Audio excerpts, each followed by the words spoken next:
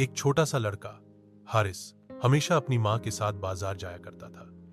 वह देखता कि उसकी माँ हमेशा एक पुरानी सी चप्पल पहनती है जिसकी पट्टियां भी कुछ जगह से टूटी हुई थीं।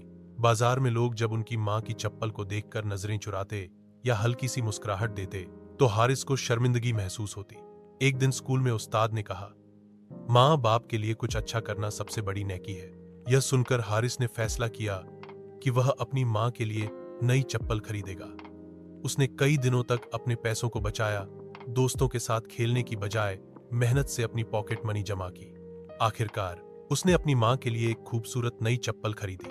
घर आकर वह खुशी खुशी बोला, अम्मी, यह आपके लिए है नई चप्पल। अब आप वो पुरानी चप्पल मत पहनिएगा।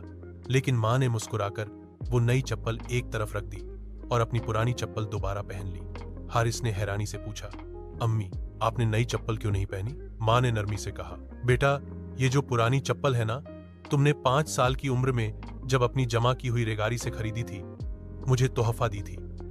ये मेरे लिए सबसे कीमती तोहफा है। इसमें तुम्हारी मोहब्बत, तुम्हारा बचपन और तुम्हारी पहली कमाई की खुशबू है। हारिस की आंखों में आंसू आ गए। वह जान गया कि माँ की मोहब्बत और यादें दुनिया की सबसे कीमती चीजें हैं जिन्हें कोई नया सामान बदल नहीं सकता। If you like this video, then like, comment, subscribe to my YouTube channel, and don't forget to press the bell icon button for more interesting videos.